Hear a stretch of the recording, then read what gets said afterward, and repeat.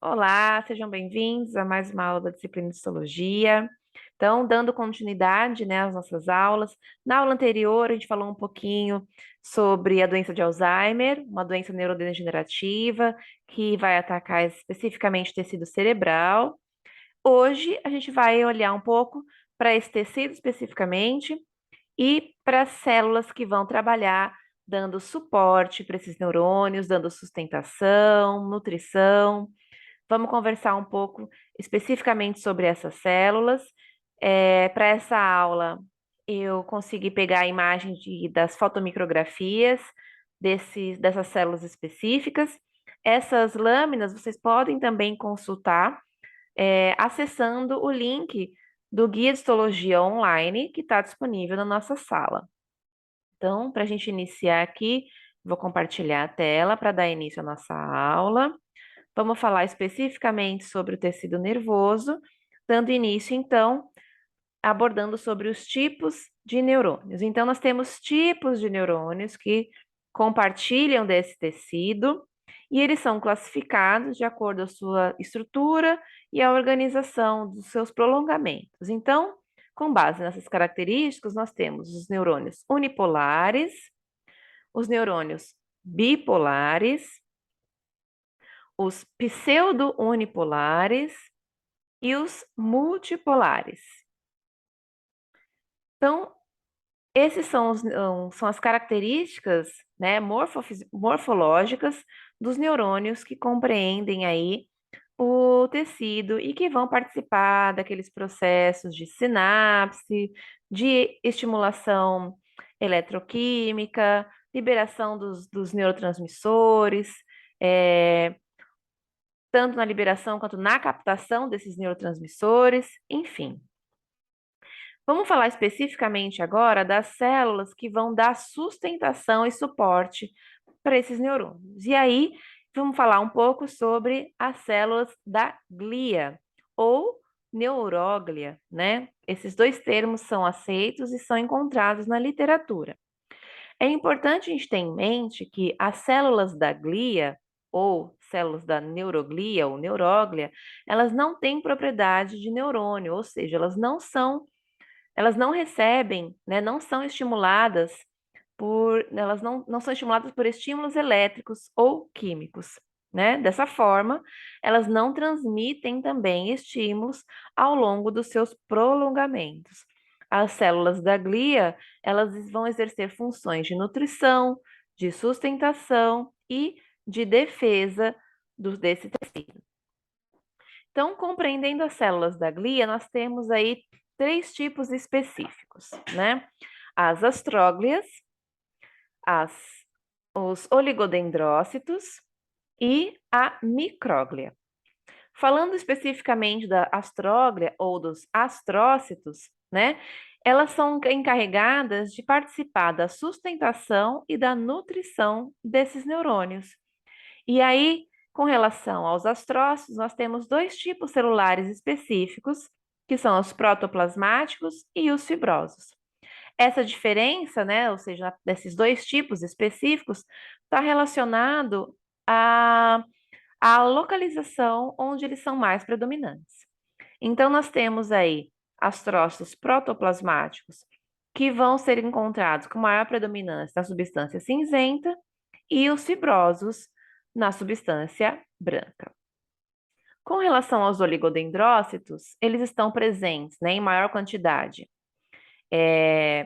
na substância, estão presentes tanto na substância cinzenta quanto na substância branca e em maior quantidade na substância branca do sistema nervoso. E a função principal é envolver esses axônios dos neurônios de uma forma que eles sejam isolados, né? Eles vão participar da síntese da bainha de mielina, que vai facilitar, né, a transmissão dos impulsos elétricos, todo aquele potencial de ação que vai se desenvolver aí ao longo desse impulso elétrico presente nos neurônios.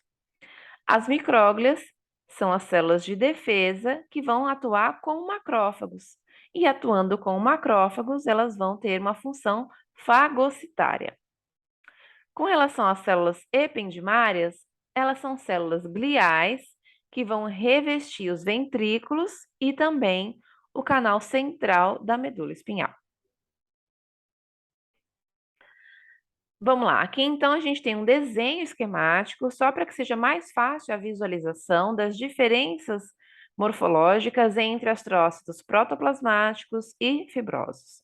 Quando a gente fala de protoplasmáticos, estou falando de células mais presentes na substância cinzenta, que têm prolongamentos mais curtos, porém mais numerosos e com a maior ramificação.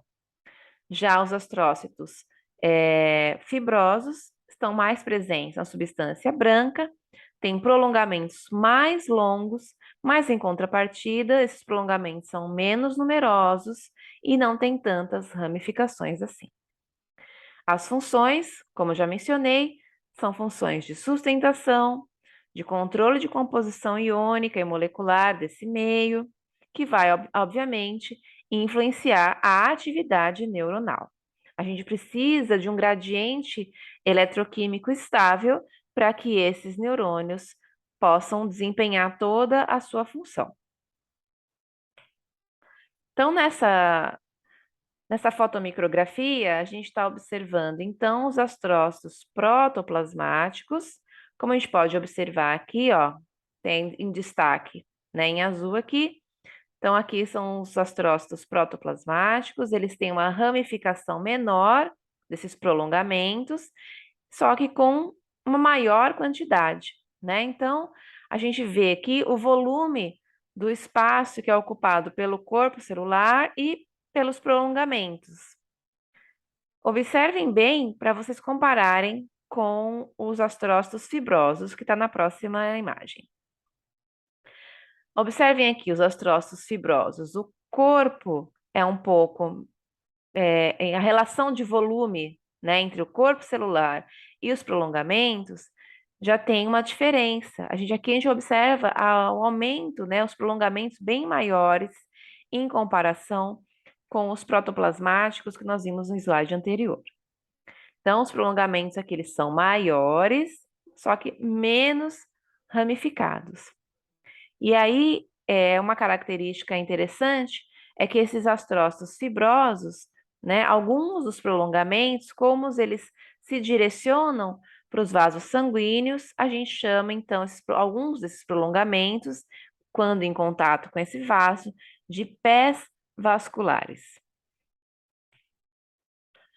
Aqui nesse desenho, a gente está vendo, né, um desenho esquemático do oligodendrócito, que, como eu falei, vai participar dessa síntese da bainha de mielina, que vai atuar como um isolante elétrico dos neurônios. Então, aqui a gente pode observar os oligodendrócitos e a formação dessas bainhas de mielina, né? Então, um único oligodendrócito ele vai formar bainha para diversas fibras nervosas. E aí nós temos também as células de Schwann, que vão fazer a síntese dessa bainha de mielina, só que atuando, né, no sistema nervoso periférico. Então, oligodendrócitos, sistema nervoso central, células de Schwann, sistema nervoso periférico. Então, cada célula de Schwann vai participar também na formação dessa bainha de mielina, fazendo com que haja um isolamento desses segmentos dos neurônios.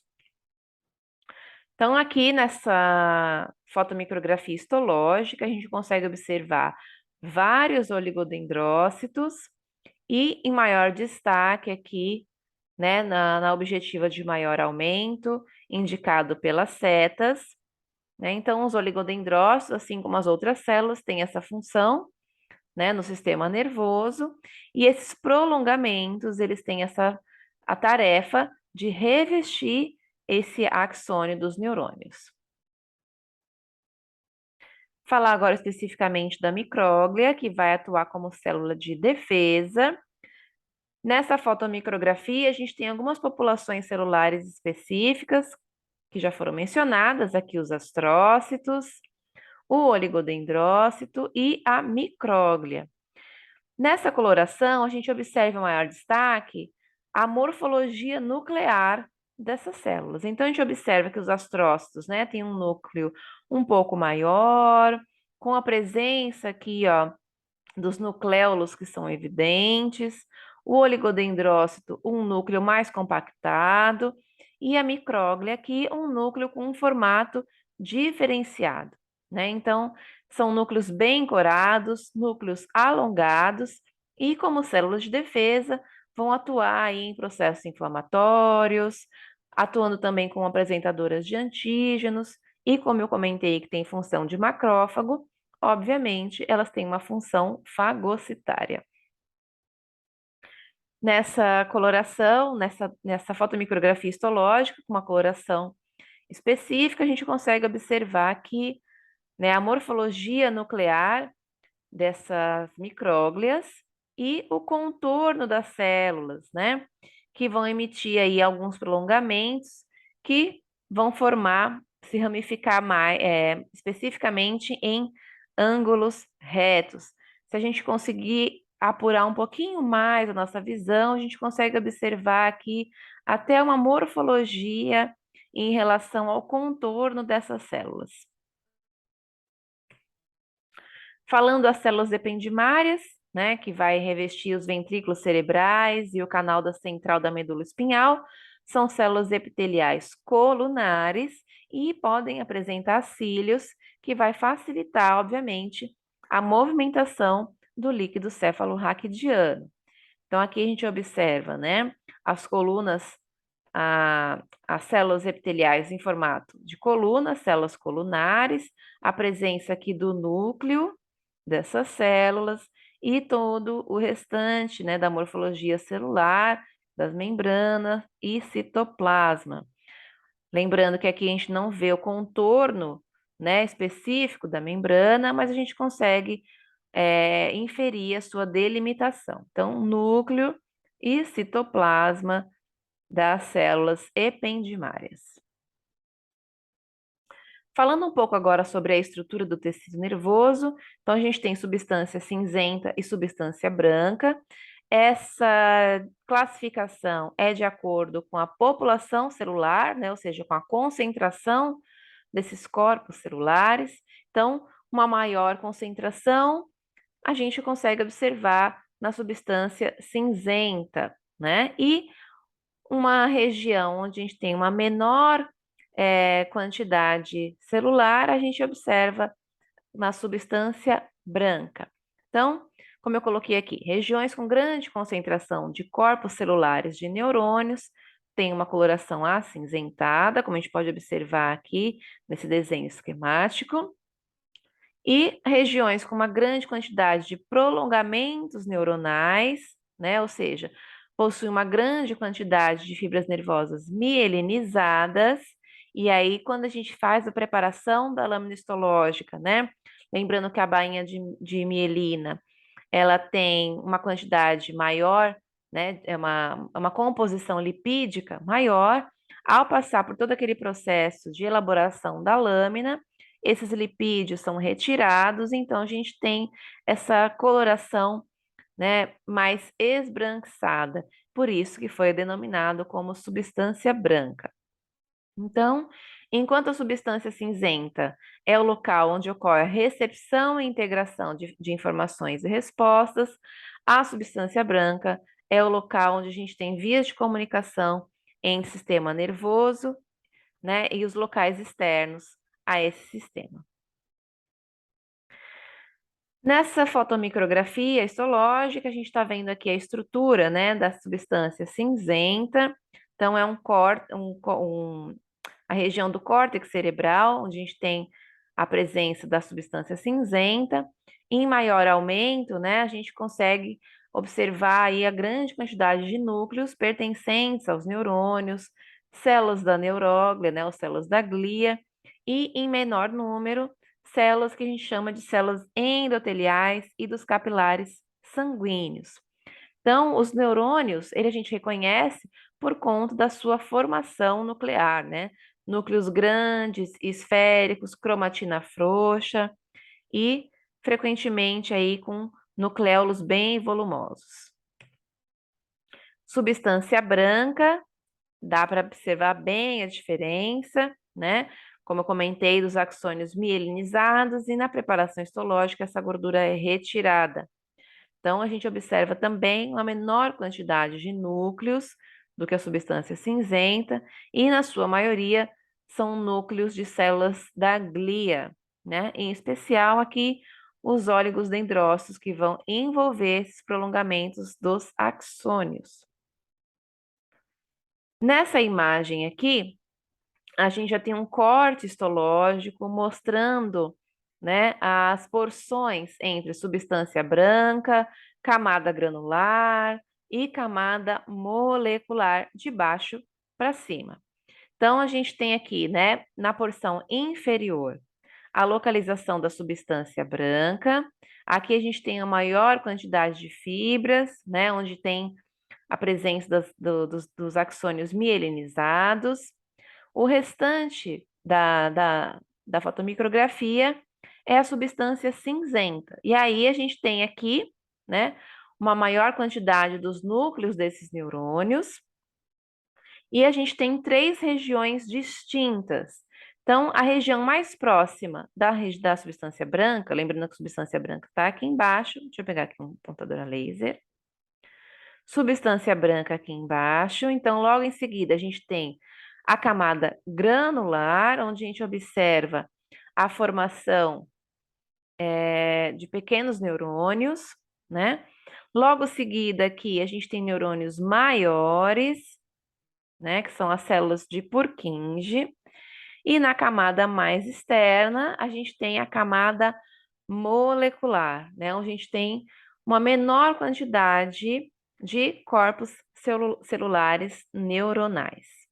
Então, substância branca, camada granular, células de Purkinje, que tem a função de transmitir impulsos eferentes, e camada molecular.